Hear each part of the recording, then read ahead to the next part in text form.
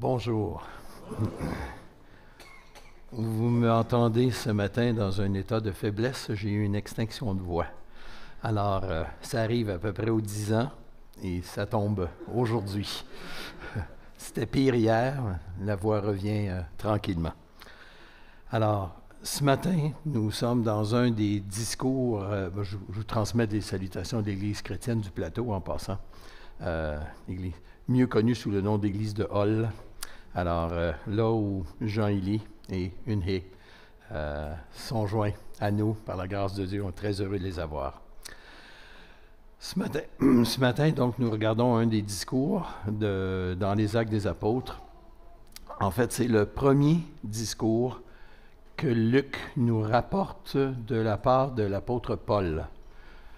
Dans la deuxième partie du livre des Actes, Actes 13 à 28, on a encore quelques discours missionnaires qui nous annoncent l'Évangile, qui nous enseignent aussi comment annoncer l'Évangile. Alors, lors de ce discours, nous sommes dans la ville d'Antioche de Pisidie, en Turquie moderne, pas très loin de la ville d'Ansira. Cette ville d'Antioche n'est pas à confondre avec l'autre Antioche, en Syrie, au nord d'Israël, là où Paul et Barnabas sont partis en voyage missionnaire. Alors, il s'agit donc du premier discours que Luc nous rapporte. En fait, on a un résumé du discours, bien que Luc nous ait déjà dit dans les versets précédents que Paul a annoncé la parole de Dieu à Chypre, dans Acte 13, donc. Mais nous avons ici un équipement pour nous aider à annoncer l'Évangile. Annoncer l'Évangile, hein, ce n'est pas seulement d'amener les gens à inviter Jésus dans leur cœur. Une expression que j'ai rayée de mon vocabulaire depuis 25 ans maintenant, parce qu'on ne la trouve pas dans la Bible. Et en fait, ce n'est pas nous qui acceptons le Seigneur, c'est lui qui nous accepte, par la médiation de Jésus-Christ, bien entendu.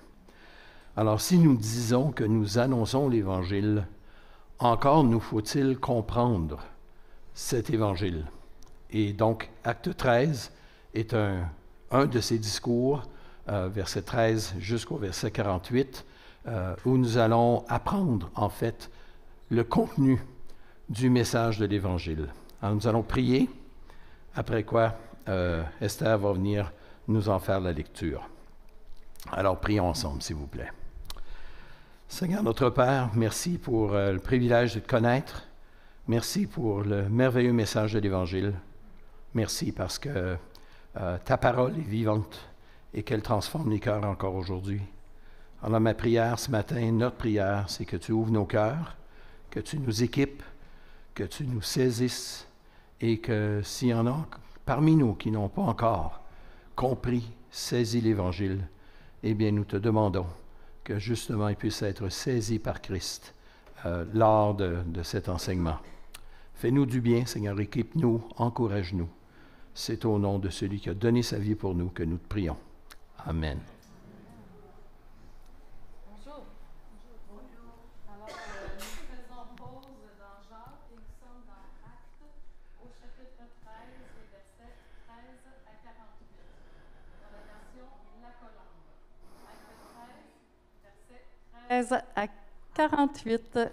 Acte 13, 13 à 48, version La Colombe.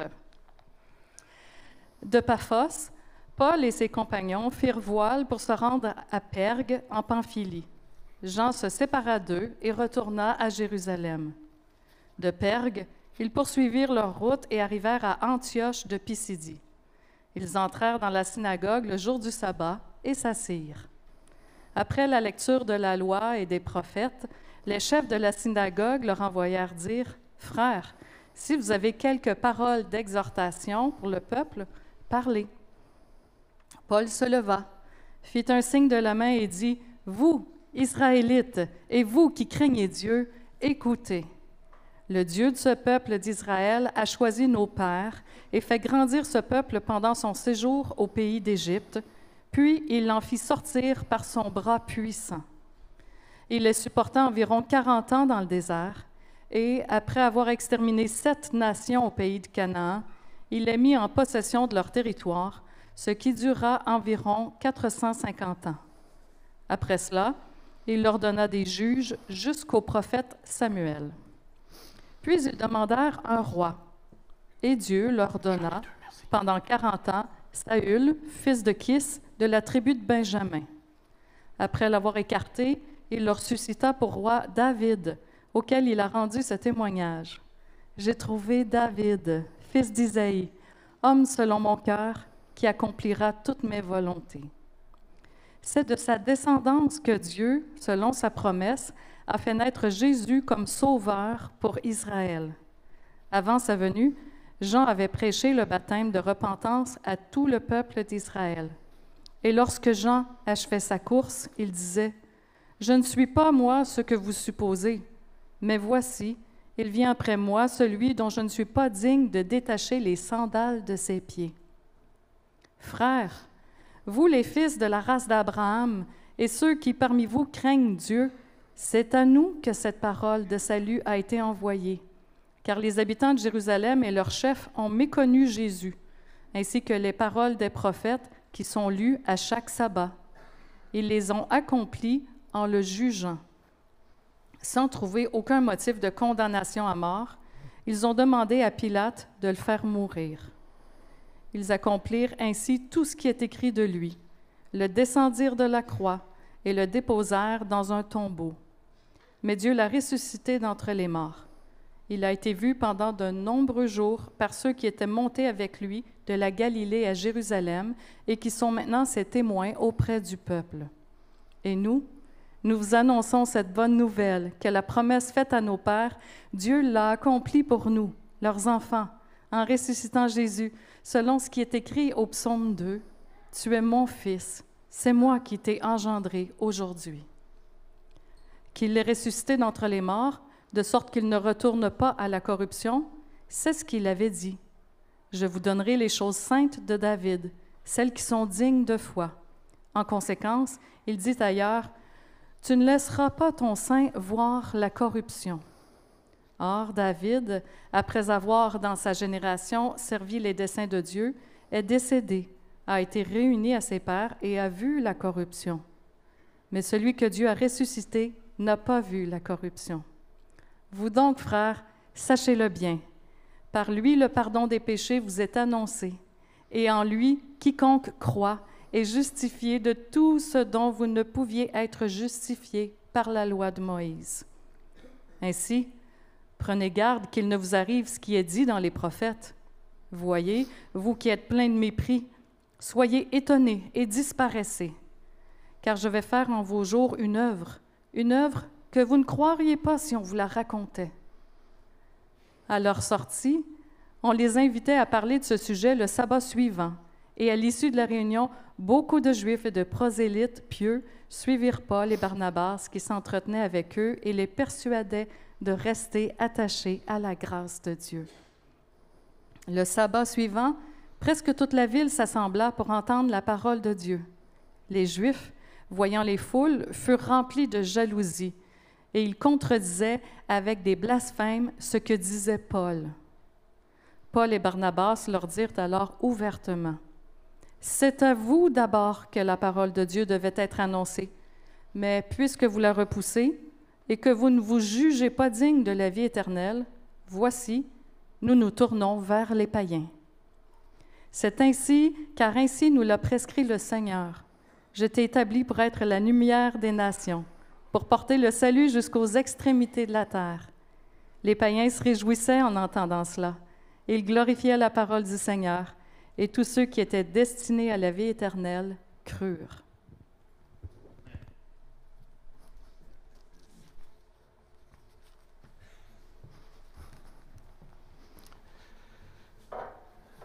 Merci Esther. J'étais pour dire chère étoile, la signification de son nom. Une des prédications qui nous est rapportée sous forme de résumé, vraisemblablement elle a duré plus que les 5 minutes que ça a pris à peu près pour lire le texte, Mais Luc nous présente un résumé de cette prédication. Et pour votre information, c'est le plus ancien récit d'un service dans une synagogue, dans toute la littérature. Dans la littérature juive, qu'il s'agisse de la Mishnah, du Talmud, de la Tosefta, de ces vieux écrits, c'est dans le Nouveau Testament qu'on retrouve la plus ancienne description de ce qui se passe lors d'un culte dans une synagogue, avec la lecture de la loi, un enseignement, des citations des prophètes, des citations des psaumes. Alors, c'est dans toute la littérature juive et même païenne, mais dans toute la littérature. Le Nouveau Testament est quand même un livre juif, écrit en vaste majorité par des Juifs. Nous avons ici donc cette description un peu de ce qui se passe dans cette occasion. Alors, avant de regarder quelques thèmes du discours, j'aimerais faire quelques remarques préliminaires, histoire de nous mettre un peu justement dans le contexte du discours. Alors, j'ai mentionné déjà à 2-3 reprises que c'est le premier discours de Paul que Luc nous rapporte. Et Luc ne nous présente pas tout le contenu de ce que Paul a dit, pas plus qu'il nous avait présenté le contenu de ce que Paul avait dit à Sergius Paulus dans les versets qui précèdent. Alors, nous avons ici une espèce de double clic. Le temps arrête et nous focalisons, nous arrêtons notre point de mire. Nous avons comme point de mire un texte, un discours. C'est dire l'importance. Je ne sais pas si vous avez remarqué dans les Actes des Apôtres, mais on couvre une grande période de temps et il y a des résumés. On saute des endroits. Le temps peut se passer rapidement sans qu'on s'en rende compte. Mais tout à coup, oups, le temps arrête. Il y a un discours. Alors, ces discours, dans tous les actes, sont destinés, en fait, à nous enseigner comment annoncer l'Évangile. Il y a déjà eu dans Acte 2 la prédication de Pierre, le jour de la Pentecôte. Il y a eu dans Acte 3 une prédication aux portes du Temple. Acte 4, un court message destiné au Sanhédrin. Acte 7, un long discours, le plus long de tous les actes, un long discours d'Étienne, celui-là, même pas un apôtre, mais qui nous brosse un tableau de l'histoire des relations entre Dieu et son peuple, qui nous montre, en fin de compte, un petit peu le grand contexte théologique. Où est-ce que l'Évangile s'inscrit dans non seulement l'histoire humaine, mais surtout dans l'histoire du salut, la façon dont Dieu a décidé d'orchestrer finalement l'histoire humaine. Il y a Acte 10, là où Pierre annonce l'Évangile à Corneille. C'est vraiment le premier discours où on a de façon plus étalée un enseignement dirigé cette fois-ci à des gens d'origine païenne. Et dans chacun de ces discours, il y a des thèmes communs. Il y a la mention de la mort et de la résurrection de Jésus. Si on ne la mentionne pas, on perd notre temps. Il y a un accent particulier sur la responsabilité humaine d'avoir mis à mort le Fils de Dieu, et particulièrement la responsabilité des Juifs. Sans tomber dans l'antisémitisme, la responsabilité n'est pas escamotée. Il y a des citations des Écritures. Alors, on voit des thèmes communs, on voit des structures communes dans ces discours, et Acte 13 ne fait pas exception. Et il y en aura d'autres. Acte 14, le discours à Lystre. Acte 17, le discours de Paul à Athènes, à l'Aréopage. Alors, et il y en aura d'autres aussi. Il y a un final à Rome, dans Acte 28. Et ces discours sont destinés, en fait, à nous équiper et à nous donner, en fin de compte, le contenu de l'Évangile et de savoir que, même si on s'ajuste selon les auditoires, il y a des éléments fondamentaux qui demeurent. Et si on veut annoncer l'Évangile, on a tout à gagner à distinguer ce qui fait partie de l'Évangile et ce qui fait partie de notre culture, ou encore ce qui fait partie de l'Évangile et la réponse à l'Évangile. Parfois, on invite des gens à croire en Jésus et on pense qu'on a annoncé l'Évangile. Non, on les invitait à croire en Jésus. mais on n'a pas annoncé l'Évangile. Il nous faut d'abord mettre les faits, mettre les éléments historiques sur la table, et entre autres, cet accent sur la mort et sur la résurrection de Jésus. Ce discours affiche en fait la même structure que le premier discours de Pierre dans Acte 2. Quand on regarde la structure du discours d'Acte 2 et celle d'Acte 13, il y a des grandes ressemblances entre les deux. Ce n'est pas par hasard que ces choses-là arrivent. On a le premier discours aux Juifs en Israël dans Acte 2, le jour de la Pentecôte. Et ici, on a le premier discours aux Juifs à l'extérieur d'Israël, dans la diaspora en fait. On a les mêmes accents, on a certains des mêmes textes bibliques qui sont cités, entre autres le psaume 16. Tu ne permettras pas que ton saint ou que ton bien-aimé voie la corruption ou voie la tombe. Ce discours-ci, bien qu'adressé principalement aux Juifs, s'adresse aussi à un auditoire mixte. Luc nous précise au verset 16, alors que Paul s'adresse à ceux qui l'écoutent, « Vous, Israélites, et vous qui craignez Dieu. » Les craignants Dieu n'étaient pas des Juifs. C'étaient des païens qui, par la grâce de Dieu, étaient intéressés, attirés à la foi, mais sans être devenus Juifs eux-mêmes. Entre autres, ils n'étaient pas passés, les hommes, par la circoncision. Alors, on les appelle soit les prosélytes, soit les craignants Dieu. Et au verset au verset 26, on a encore cette mention des deux auditoires. Alors, si on se dit, ben, ça c'est adressé aux Juifs, ça ne s'adresse pas à moi, en fait, ça s'adresse à toutes les nations. Acte 14, acte 17 seront plus précisément adressés à des païens, mais ici, ça s'adresse à un auditoire qui est mixte. On peut diviser ce discours en 5 grandes parties. Esther nous l'a lu, mais le texte lui-même se divise en 5 grandes parties. Juste pour vous aider à structurer un peu ce long discours, dans les versets 17 à 22, nous avons un survol de l'histoire d'Israël, d'Abraham jusqu'à David. Et on se demande pourquoi commencer avec Abraham? Pourquoi mentionner David précisément? En fait, je ne sais pas si vous avez remarqué, mais le Nouveau Testament commence comme ça. Hein? Généalogie de Jésus le Messie ou de Jésus-Christ, fils de David, fils d'Abraham. Pourquoi pas leur fils? Généalogie de Jésus, fils de Salomon, fils d'Isaac. Ou leur père. Généalogie de Jésus, le Messie, fils d'Isaïe, fils de Térak.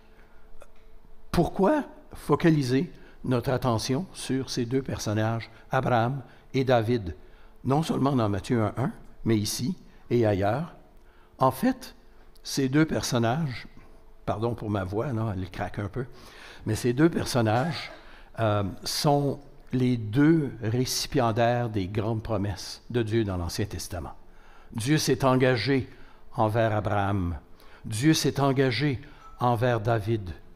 En fait, ces promesses sont tellement importantes qu'on saute par-dessus la loi de Moïse. Certains chrétiens restent encore emberlificotés pour savoir comment réagir face à la loi de Moïse. Et ce sont de bonnes questions. Mais le Nouveau Testament met l'accent sur Abraham et David, et non pas sur Moïse.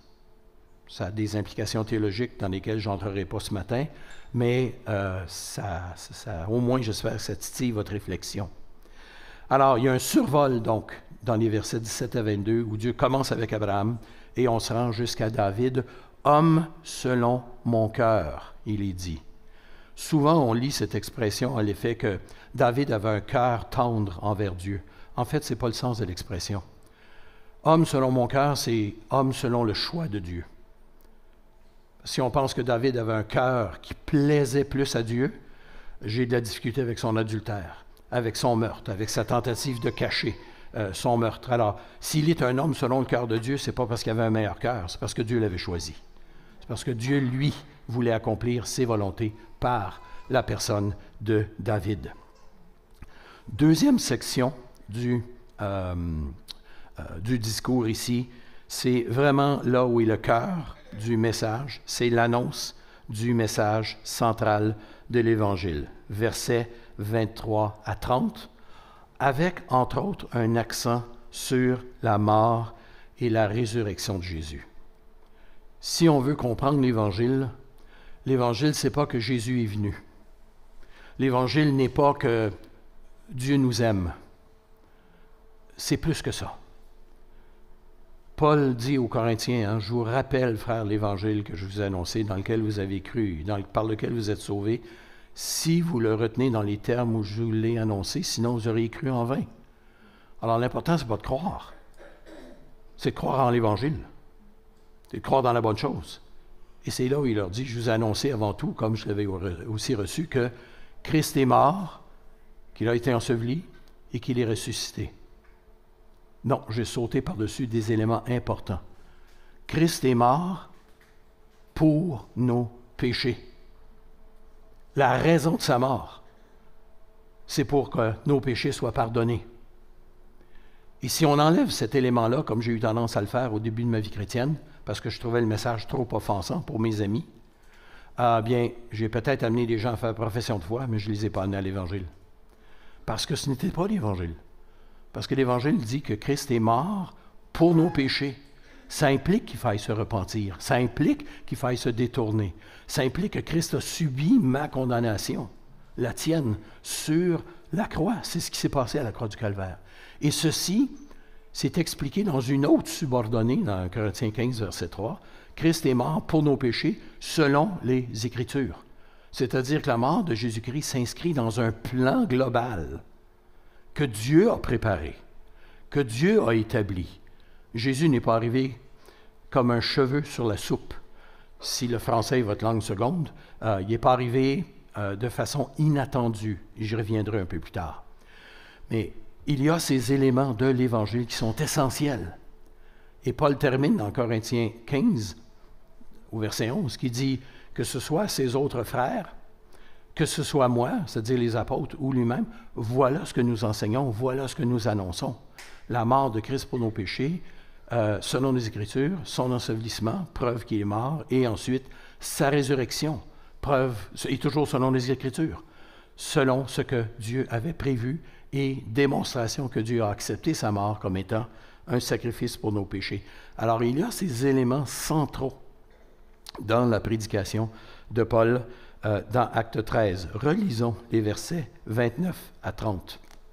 Alors, il est écrit, « Ils accomplirent ainsi tout ce qui est écrit de lui. Ils le déposèrent de la croix, descendirent de la croix, et le déposèrent dans un tombeau. » Ça ressemble pas mal à 1 Corinthiens 15. Mort pour nos péchés, enseveli, et ensuite, mais Dieu, verset 30, l'a ressuscité d'entre les morts, et il l'a, pendant de nombreux jours, il a été vu par ses disciples, par de nombreux témoins qui étaient venus avec lui de la Galilée. Alors notre foi est basée sur des événements historiques. Ce n'est pas une philosophie, ce n'est pas un idéal de vie, d'abord et avant tout, ça a des répercussions partout dans notre vie, mais c'est d'abord fondé sur la mort et la résurrection de Jésus-Christ, dans un but et préparé depuis longtemps. Alors ça, ce sont des éléments fondamentaux quand on annonce l'Évangile. Si on les escamote, eh bien, on escamote l'Évangile. On ne donne pas la raison pour laquelle Christ est mort, et on n'en donne pas non plus la situation dans le grand plan de Dieu. Plusieurs années, quand notre plus vieux était étudiant à Sherbrooke, et que ses compagnons de classe lui demandaient « Parle-nous de ton affaire ». Ils expliquaient ça comme ça. Hein? Ils ne voulaient pas parler de religion ou de foi, mais parle-nous de ton affaire. Et quand c'était dans du 1 à 1, notre fils leur disait, « Est-ce que tu as 1 heure? » Et à sa grande surprise, les gens lui disaient « Oui ». Et il prenait le temps de leur expliquer la création, pas création-évolution avec Darwin, ce n'était pas le point. La création, le fait que Dieu nous a créés, que nous sommes tous redevables, que l'être humain avait péché devant Dieu, qu'il qui s'était détourné de lui. Il avait décidé par lui-même d'établir ce qui était bien, ce qui était mal, de décider par lui-même ce qui était bien, ce qui était mal. C'est une des meilleures définitions du péché que j'ai entendues, que j'ai lu quelque part et je l'ai reprise. Je l'ai emprunté à Henri Blocher ici. Mais ensuite, Dieu a donné sa grâce, mais on dirait que de la minute qu'il y a de la grâce de Dieu, il y a de l'abus. Ensuite, il y avait la condamnation de Dieu. On a 4 cycles comme ça dans Genèse 1 à 11 ou 3 à 11, de sorte que Dieu décide d'y aller avec un peuple, Abraham, qui sera une lumière pour toutes les nations. En fait, la promesse à Abraham, c'est la fin du cycle infernal de bénédiction, désobéissance, malédiction, et ensuite crier à Dieu. Et donc, lorsque la promesse à Abraham arrive, ensuite vient la loi 430 ans plus tard, qui n'est pas donnée pour nous amener à être en relation avec Dieu. Dieu avait déjà délivré un peuple d'Égypte, mais il lui donne sa loi parce qu'il va vivre dans un pays, parce qu'il sera une nation distincte des autres. Alors, il explique un peu le rôle de la loi là, dans ça. Ensuite, il prenait le temps de parler de certaines prophéties, et au bout de 45-50 minutes, il arrivait finalement à la vie de Jésus, sa mort, sa résurrection. Et il nous a dit que la réaction de certaines personnes qui n'ont pas cru, mais qui disaient « Je comprends, ça se tient ». Alors, avant de recevoir l'Évangile, encore faut-il en comprendre le contenu. Et je suis bien conscient qu'il y a une bonne dose de morale et de conscience morale dans l'annonce de l'Évangile et dans la réception de l'Évangile. Néanmoins, on a à annoncer ces éléments de base. Sinon, on amène les gens à recevoir le Seigneur, à accepter une doctrine, mais sans trop savoir pourquoi. Alors que nous avons, et j'y reviendrai dans la conclusion, nous avons besoin de reconnaître que notre problème fondamental, ce n'est pas de ne pas avoir de sens à la vie, ce n'est pas de manquer d'argent, ce n'est pas d'avoir un compagnon, une compagne. Notre problème fondamental, c'est qu'on est en rupture avec Dieu et que nous avons besoin d'être réconciliés avec Dieu. Nous pouvons expérimenter cette libération que donne l'Évangile, que donne le pardon des péchés. Et c'est dans Acte 13, ça aussi. Je vais aller un peu plus rapidement pour les autres parties, mais il y a, verset 31, une autre brève mention. C'est une autre section du discours, à savoir qu'il y a une attestation de ces événements qui a été faite par des témoins oculaires. Verset 31. Après quoi, on a au verset 32 à 37 des preuves scripturaires. Paul s'adresse à un auditoire qui connaît l'Ancien Testament. Alors, il va citer des textes qui sont en lien avec la nouvelle alliance, qui sont en lien avec ces annonces prophétiques de l'Ancien Testament. Psaume 2, « Tu es mon fils, je t'ai engendré aujourd'hui ». Parole qui s'adresse d'abord au roi d'Israël, mais qui va prendre un sens typologique beaucoup plus grand et qui va s'accomplir dans la personne de Jésus le Messie. On a Ésaïe 55, verset 3, « Je vous donnerai les choses saintes de David, celles qui sont dignes de foi. » Ces choses saintes, dans Ésaïe 55, découlent directement de la mention de la Nouvelle Alliance, versets 1 à 3 d'Ésaïe 55. Et si vous connaissez Ésaïe 55, 2 chapitres précédents, nous sommes où? Dans Ésaïe 53, toutes ces annonces de la mort et de la raison pour laquelle le serviteur de l'Éternel va donner sa vie. Alors, tout ça se tient, et enfin, on a le psaume 16, un de ces textes de l'Ancien Testament qui nous annonce la résurrection de Jésus. Au départ, le psaume 16 était une célébration à l'effet que Dieu ne laissera pas le roi d'Israël mourir de façon non chronométrée, d'avance, avant que ce soit son temps. Mais Pierre va dire dans Acte 2, on voit que ça ne s'accomplit pas dans la personne de David, parce que David a été mort, il est mort, il a été enseveli, il a vu la corruption. Donc ce texte, bien qu'adressé à David, bien peut-être même qu'écrit par David, c'est ce que le psaume dit, eh bien, il parle d'un autre, d'un bien-aimé différent de David. Alors encore là, on est en typologie. Le temps me manque pour développer tous ces éléments au plan théologique. Le but ce matin, c'est de voir l'ensemble du texte ici. Mais finalement, la cinquième partie du discours, c'est un appel à croire. On présente Jésus comme étant l'accomplissement des promesses. On présente le salut, celui, Jésus, qui accorde le pardon des péchés et la justification devant Dieu. Ça, c'est versets 38 à 41, jumelé à un avertissement qui est tiré du livre d'Habakkuk. Alors, on a pas mal de choses ficelées ensemble ici, là. Et on pourrait prendre plusieurs heures pour dépacter tout ça. Mais encore là, le point ici, c'est de simplement comprendre comment ce message nous présente l'Évangile. Et Luc présente, en fait, les conséquences de ce discours. Ça, c'est dans les versets 42 à 45. Et dans les conséquences de ce discours, il y a d'abord des conséquences positives. Il y a une curiosité qui s'installe. Les gens veulent en savoir plus. Il y a même une invitation à revenir. Ça, c'est toujours bon signe. Une invitation à revenir. Mais, ce n'est pas uniforme, parce qu'il y aura aussi des conséquences négatives. Il y aura de la jalousie. Il y aura des désordres. On va haranguer Paul, probablement pendant qu'il prêche. C'est rien de nouveau dans l'histoire. Alors, des gens qui se lèvent et qui apostrophent. Il s'est dit même qu'il lui résiste avec des blasphèmes, s'il vous plaît. Alors, c'était pas joli là, comme scène à voir. Alors, il y a des Juifs qui refusent d'entendre ce message. Et face à ce refus, eh bien, on assiste à une réorientation du ministère de Paul. Vous savez que dans Galates, il dit que le Seigneur lui avait confié l'Évangile pour les païens.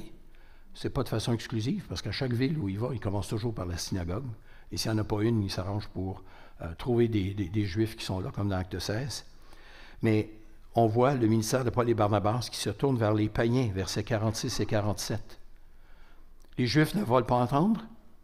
Eh bien, nous nous dirigeons vers les païens. Et ça va arriver 2 autres fois dans les Actes des Apôtres. Dans Acte 18, à Corinthe, et dans Acte 28, à Rome, où on aura cette citation d'Ésaïe 49, verset 6, à savoir, « Je t'ai établi », c'est la citation au verset 47 dans notre texte, « Je t'ai établi pour être la lumière des nations, pour porter le salut jusqu'aux extrémités de la terre. » Un texte dans Ésaïe 49, un des chants du serviteur. C'est un texte qui s'adresse d'abord au Messie, au serviteur de l'Éternel. C'est de lui dont ça parle. Et Jésus l'a cité à son propre escient. Mais Paul se l'approprie, non pas parce qu'il présume ou qu'il prétend être le Messie, loin de là, mais parce que sa mission s'inscrit dans la mission du Messie, à savoir de porter ce salut jusqu'aux extrémités du monde. Et ça, bien, nous en sommes partie. Nous en faisons partie. Ce qui était vrai du Messie, eh bien, c'est vrai des disciples du Messie, de porter ce salut jusqu'aux extrémités du monde.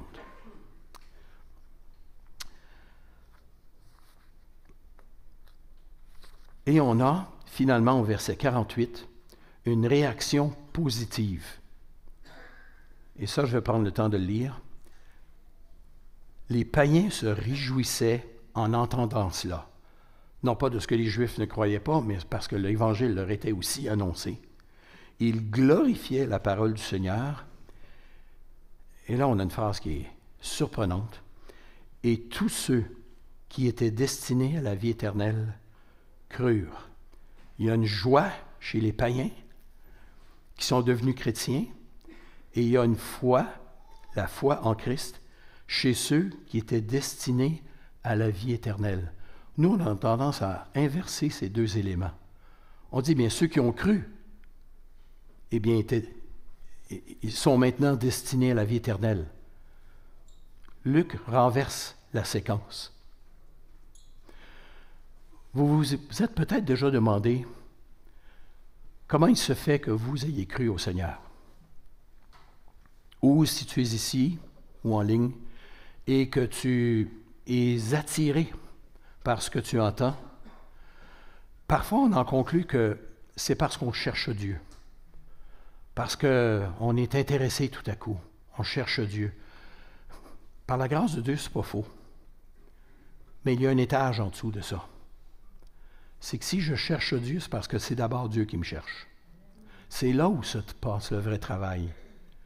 Je pense à ma propre adolescence, là où j'ai fait partie des camps de formation au leadership parmi les frères des écoles chrétiennes du côté catholique. Et c'était pour moi des temps forts de ma spiritualité adolescente.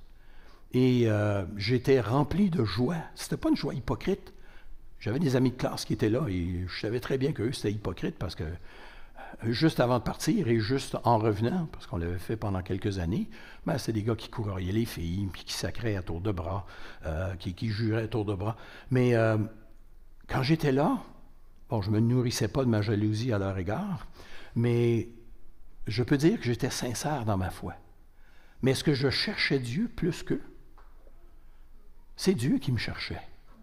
Et dans ces moments où je trouvais un plaisir dans la religiosité, si je peux dire, dans le fait de parler de Dieu, de Jésus, et même si ce n'était pas complet comme évangile, néanmoins, il y avait des éléments qui m'attiraient dans ça.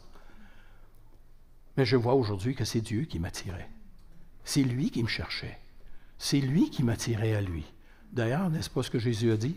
Hein? Nul ne peut venir à moi si celui qui m'a envoyé, mon Père qui m'a envoyé, ne l'attire. Alors, si je viens à Jésus, c'est d'abord et avant tout parce que Dieu m'a invité. C'est lui qui m'appelle à lui. Et ça ne veut pas dire que je n'ai pas de décision à prendre. Si je lis bien le Nouveau Testament, il y a des textes comme « Venez à moi, vous tous qui êtes fatigués et chargés. Entrez par la porte étroite. Si vous ne vous convertissez, devenez comme des petits-enfants, vous n'entrerez pas dans le royaume de Dieu. Repentez-vous et croyez à la bonne nouvelle. » Alors, il y a des verbes qui invitent à l'action. Mais même dans notre réponse à l'Évangile, avec un peu plus de maturité, on voit que c'est Dieu qui nous a amenés à croire. Alors, désolé de vous enlever tout sujet d'orgueil, mais c'est Dieu qui nous a attirés à lui. Et tant mieux. Il y a un prédicateur qui a dit « Je suis tellement heureux que Dieu m'ait choisi parce que moi, je ne l'aurais pas choisi. » Quand on regarde un peu d'où on vient, peut-être qu'au départ, on pense qu'on était un peu plus sensible puis qu'on a pris la bonne décision. Et par la grâce de Dieu, c'est pas faux, mais c'est pas tout. Il y a tout un cadre dans lequel notre propre décision s'inscrit. Alors, ça, c'est quelques remarques préliminaires. Alors, si vous dites les préliminaires, on en a eu pour un bout de temps, alors on va aller un petit peu plus rapidement maintenant. Quelques thèmes qui sont tirés de ce discours. Un premier thème que je vois ressortir, c'est que Dieu accomplit ses promesses. C'est d'ailleurs le titre que j'ai donné à l'enseignement de ce matin. Dieu accomplit ses promesses. Paul présente ses promesses à l'aide de différentes expressions dans le texte. Par exemple, au verset 23, il va dire Dieu selon ses ou sa promesse. Ou cette parole de salut, chapitre 13, verset 26. Verset 27, les paroles des prophètes. Tout ce qui est écrit de lui, verset 29. Ou encore au verset 32, la promesse faite à nos pères, Dieu l'a accomplie. Ou encore verset 32 toujours, selon ce qui est écrit. Ou verset 35, c'est ce qu'il avait dit. Ou verset 35 encore, il dit ailleurs. Verset 40, ce qui est dit dans les prophètes. Ou encore verset 46, la parole de Dieu. Ou encore verset 47, ainsi nous l'a prescrit le Seigneur. S'il y a quelque chose qui est clair, c'est que c'est le plan de Dieu qui s'accomplit. Ce sont ses promesses. Vous savez que dans les films dans lesquels il y a toujours un petit peu d'ésotérisme, il y a toujours un vieux grimoire quelque part, il y a toujours un vieux livre, mais que personne ne peut comprendre, que personne n'est capable de lire, et même lorsqu'ils sont capables de lire, ils doivent en deviner le sens. Il n'y a rien de ça dans la parole de Dieu. Les choses étaient bien annoncées d'avance. Et si ce n'était pas clair, c'était en raison de la dureté du cœur des gens. À qui c'était adressé? Je me souviens qu'avant de connaître le Seigneur, j'avais lu quelques passages dans Ézéchiel. Mes amis, que c'était compliqué. Une fois que j'ai connu le Seigneur, je ne suis pas allé dans Ézéchiel, je suis plutôt allé dans l'Évangile selon Jean. Et puis, je suis plus tard allé dans Ézéchiel. Je n'ai pas plus compris la première fois. Mais avec le temps, les choses s'illuminent. Mais il y a le plan de Dieu qui s'accomplit, et c'est la trame narrative principale de l'Ancien Testament, c'est que Dieu a préparé un plan du salut qui s'accomplit. Un deuxième thème, c'est qu'il s'accomplit pas n'importe comment, ce plan-là. Il s'accomplit, non pas dans le retour des Juifs en Israël, il ne s'accomplit pas dans la COVID, il ne s'accomplit pas dans la guerre du Golfe, ou dans la défaite de Saddam Hussein, ou dans l'absence ou la présence des piqûres, des vaccins. Non, où est-ce qu'on va pour voir l'accomplissement des promesses de Dieu? Elle se trouve accomplie en une personne. C'est en Christ qu'elles s'accomplissent. Si je cherche l'accomplissement des promesses de Dieu ailleurs qu'en Jésus-Christ, je m'empêtre. Je m'empêtre dans les détails. Pas plus que j'ai à chercher l'accomplissement des promesses de Dieu chez les augures et les magiciens ou les lecteurs de tarot, pas plus que les soi-disant signes de la fin des temps sont les endroits où Dieu accomplit ses promesses. N'allez pas là. Vous allez perdre votre temps. La Bible n'est pas claire sur ces éléments. En fait, la Bible ne nous invite pas à considérer l'élément le plus important de l'histoire humaine comme étant encore à venir. Vous lirez l'Apocalypse. Et régulièrement, l'Apocalypse, bien que ce soit un livre qui parle des choses à venir, se tourne régulièrement pour regarder derrière. Et il y a un événement particulier qui est relaté à celui qui nous aime, qui nous a délivrés de nos péchés par son sang et qui a fait de nous un royaume des prêtres pour Dieu son Père. À lui soit la gloire. C'est la mort de Christ qui tient lieu de moments charnières dans l'histoire biblique, mais dans l'histoire humaine, dans l'histoire divine. Lorsque, au chapitre 12 de l'Apocalypse, le dragon fait la guerre aux saints et que les saints le vainquent, ils en viennent à bout, ils l'ont vaincu à cause du sang de l'agneau. On a encore un regard vers la mort de Jésus-Christ. Le point de mire dans l'Apocalypse, ce n'est pas la bataille d'Armageddon, ce n'est pas le retour de Jésus-Christ, ce n'est pas l'enlèvement. Non, le point central, le point de mire, c'est la mort de Christ. Et est-ce que j'ai cru à cette mort? Est-ce que j'y rends témoignage à cette mort? Alors Dieu accomplit ses promesses dans la personne de Jésus-Christ. Troisième élément, troisième thème, c'est que l'entrée en scène du Messie n'est pas survenue sans que celui-ci soit annoncé d'avance, des siècles à l'avance. Jésus n'arrive pas comme un cheveu sur la soupe. Il n'arrive pas comme quelqu'un d'inattendu. Il y avait une telle ferveur messianique à l'époque qu'on a demandé à Jean-Baptiste, « Es-tu le Messie? » « Non, je ne le suis pas. » Et il y a eu d'autres Messies, d'autres qui se sont prétendus Messie. Mais lorsque le véritable Messie est venu, ils ne l'ont pas reconnu. Pourtant, il avait été annoncé des siècles à l'avance. Quatrièmement, c'est que Dieu accomplit ses promesses de salut, de pardon des péchés, en utilisant la désobéissance ou la désobéissance du peuple juif. Verset 27. Un texte important ici. À savoir, les paroles des prophètes qui sont lues à chaque sabbat, ils, les Juifs, les ont accomplies en le jugeant. Façon résumée de dire qu'ils l'ont envoyé à la croix. Même dans les désobéissances humaines, Dieu accomplit son plan. Il ne tient pas le coupable pour innocent, mais il accomplit sa volonté même via les désobéissances du peuple même à qui il avait envoyé le Messie. Je me souviens que les disciples de Sun Myung Moon, les Moonies qu'on les appelle, que j'avais rencontrés à l'Université d'Ottawa dans les années 80, raisonnaient ainsi. Si les pharisiens, les Juifs, ont accompli la volonté de Dieu en envoyant Jésus à la croix, pourquoi n'ont-ils pas été récompensés? Et leur conclusion, c'était pas la volonté de Dieu que Jésus meure sur la croix. Sinon, les Juifs auraient été récompensés. Alors, un élément de logique auquel il a fallu répondre par un autre élément de logique et en élargissant le cadre. C'est-à-dire que Dieu a décidé, dans sa souveraineté, même d'utiliser les péchés des êtres humains pour accomplir sa volonté. Il y a une allusion à ça dans les Proverbes, mais c'est démontré partout, aussi à travers les Écritures, et entre autres dans notre texte ici. Alors, si on pense que les êtres humains peuvent bloquer l'accomplissement de Dieu, il faut aller se rhabiller. Parce que Dieu a décidé d'accomplir son plan, et c'est son plan qui s'accomplit. Autre élément, autre thème, c'est que Dieu a toujours été au contrôle des événements à travers l'histoire. Et ça, Luc va le souligner de 5 façons, en retenant 5 paroles de l'apôtre Paul. Il va dire au verset 17, d'Acte 13 toujours, « C'est Dieu qui a choisi d'avance le peuple d'Israël. » Verset 22, « C'est lui qui a suscité David. » Verset 22. Au verset 30, « C'est lui qui a ressuscité. » Il y a un jeu de mots en français, « susciter »,« ressusciter ».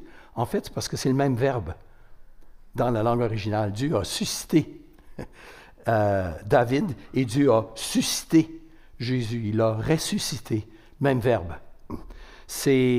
Donc, ça, c'est la troisième. La quatrième, c'est que c'est lui qui avait annoncé d'avance ces choses des siècles d'avance par les paroles des prophètes. Et en fait, ou enfin, verset 48, c'est lui qui destine à la vie éternelle. Alors, c'est Dieu qui conduit les événements. Notre foi n'est pas un accident de parcours. L'objet de notre foi n'est pas un accident de parcours. Autre thème, c'est que même à des gens qui connaissent la Bible, comme ces Juifs qui connaissaient l'Ancien Testament, il est nécessaire de revenir sur les éléments de l'histoire biblique, les éléments des siècles précédents, afin d'expliquer pourquoi le Messie est venu. Dans notre annonce de l'Évangile, nous sommes souvent trop prompts à amener les gens à prendre une décision, alors qu'il nous faut expliquer un peu le parcours de l'histoire des relations de Dieu avec son peuple et pourquoi Jésus est venu. Il y a 40 ans, mes amis au cégep se moquaient de nous quand on disait que Jésus était la réponse parce qu'ils nous demandaient quelle est la question. Déjà à l'époque, on commençait à perdre le cadre nécessaire à exprimer cette vérité que Jésus était la réponse. Alors il fallait revenir à la question. Et pourquoi Jésus était la solution? Alors, présenter Jésus comme la solution à notre problème existentiel fondamental, ça ne signifie pas grand-chose si, au départ, nous n'avons pas d'abord expliqué notre problème fondamental devant Dieu. On a besoin d'être réconcilié avec Dieu. C'est là notre besoin fondamental. Et 7e thème, c'est qu'avant de chercher à convaincre les gens qui ont besoin d'être réconciliés avec Dieu, il est souvent nécessaire de leur donner un minimum de contenu historique et théologique, afin qu'ils puissent comprendre pourquoi nous avons besoin de recevoir le pardon de nos péchés. On a besoin de comprendre qui est Dieu, on a besoin de comprendre qu'est-ce que le péché, on a besoin de comprendre le plan de Dieu à travers l'histoire. Et ça, ça prend du temps. C'est chronophage. Ça bouffe du temps. Mais c'est nécessaire dans une société qui maintenant a perdu non seulement ses repères existentiels, mais a perdu tout son fondement au plan de la connaissance biblique. Et il nous faut revenir à ces éléments de base. Vous travaillez peut-être avec des gens qui ont déjà tout cet arrière-plan.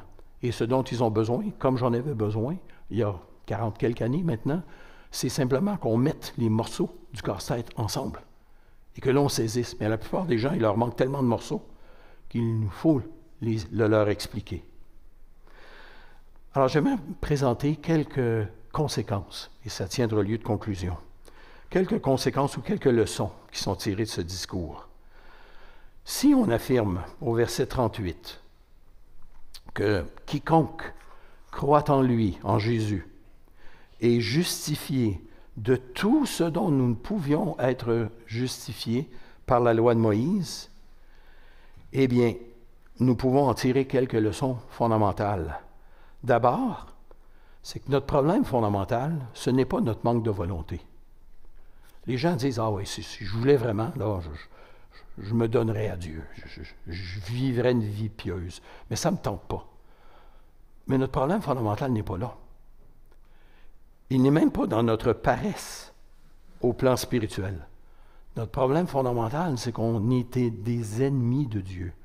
Oh, on ne lève pas toujours le poing contre Dieu, on n'est pas toujours en guerre ouverte contre lui, mais dans la perspective de Dieu, nous sommes en guerre contre lui. Parce que nous décidons nous-mêmes de ce qui est bien, ce qui est mal. Et ceux à qui j'annonce l'Évangile et que je leur dis que le péché, c'est fondamentalement de vouloir déterminer nous-mêmes ce qui est bien, ce qui est mal, les gens nous disent « Oui, mais tout le monde fait ça. » Tiens. Tous ont péché. N'est-ce pas? On fait tous ça. Ou de dire que, Jésus veut le volant de nos vies, mais on l'embarque dans le coffre, dans le siège arrière ou dans le siège du passager, mais lui donner le volant, oh non. Ça, c'est une autre image qu'on peut employer. Autre conséquence de ceci, c'est que le pardon ne se mérite pas. Dans mes discussions avec des gens religieux, il y a cette notion que Dieu accorde sa grâce à celui ou celle qui la mérite. C'est contradictoire. Une grâce ne se mérite pas, elle se donne. Si, en donnant un cadeau, la personne dit « Ah, je ne le mérite pas », mais non, c'est justement, c'est un cadeau.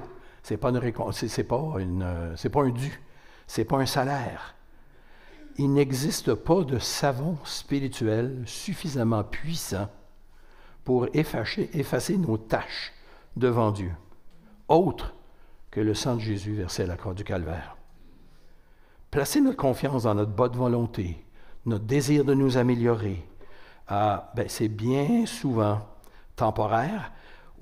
Placer notre confiance dans nos bonnes intentions, mais c'est demeurer dans notre état de séparation d'avec Dieu. Autre leçon que j'en tire, c'est que la loi de Moïse ne sauve personne. Par lui, vous pouvez être justifié de tout ce dont vous ne pouviez être justifié par la loi de Moïse. Si tu penses qu'en obéissant à la loi de Moïse, tu vas plaire à Dieu, ça c'est comme d'apprendre à nager, et tu me dis j'ai besoin d'aide et je te lance une enclume. Est-ce que c'est qu'une enclume? On s'en sert pour forger des fers à cheval. La loi avait pour but de démontrer le péché, de le rendre évident. Oui, d'encadrer certains éléments de la vie du peuple, mais en termes spirituels, il n'y avait aucun salut dans la loi. La loi, c'est une pure condamnation. Alors pourquoi vouloir s'y attacher pour être sauvé? Ou pour demeurer dans le salut? Non, la foi étant venue, nous dit Paul dans Galates 3, nous ne sommes plus sous ce pédagogue, sous ce maître de discipline. Donc la loi de Moïse ne sauve personne. La circoncision, autre élément, elle n'est pas efficace non plus, puis elle ne l'était pas non plus pour changer le cœur. L'être humain, la loi elle-même dans l'Ancien Testament, annonçait une nouvelle loi, la loi de Christ. La circoncision dans l'Ancien Testament était en fait une image d'une autre circoncision, celle du cœur, déjà annoncée dans le Pentateuque, s'il vous plaît, dans Deutéronome 10 et Deutéronome 30. L'Ancienne Alliance annonce une nouvelle puissance, celle du Saint-Esprit. Frères et sœurs, les choses anciennes sont passées.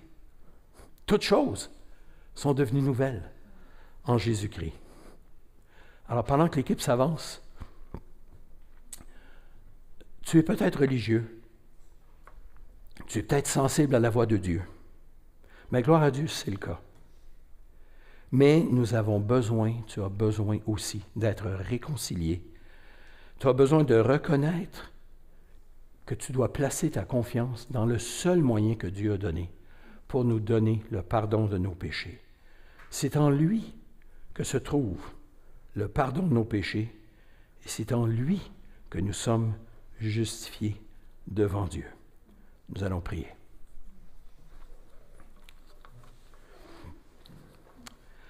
Seigneur notre Père, alors que nous venons de parcourir brièvement et bien imparfaitement ces quelques paragraphes,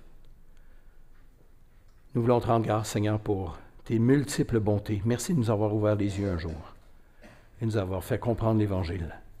Et si ce n'est pas le cas encore, Seigneur, mais ma prière, c'est que justement, tu ajoutes à ceux et celles qui te connaissent déjà, mais que tu les appelles à confesser Jésus-Christ comme leur Seigneur, à croire dans leur cœur que Jésus est ressuscité d'entre les morts à ta gloire. Seigneur, nous voulons reconnaître que nous avons besoin de toi, nous avons besoin d'être enseignés, mais nous avons aussi besoin de grandir, nous avons besoin de venir à la naissance et ensuite de grandir et de porter du fruit. Alors notre Dieu, conduis-nous, équipe-nous et donne-nous de répandre ce message de liberté et de réconciliation. Au nom de ton Fils, Jésus. Amen.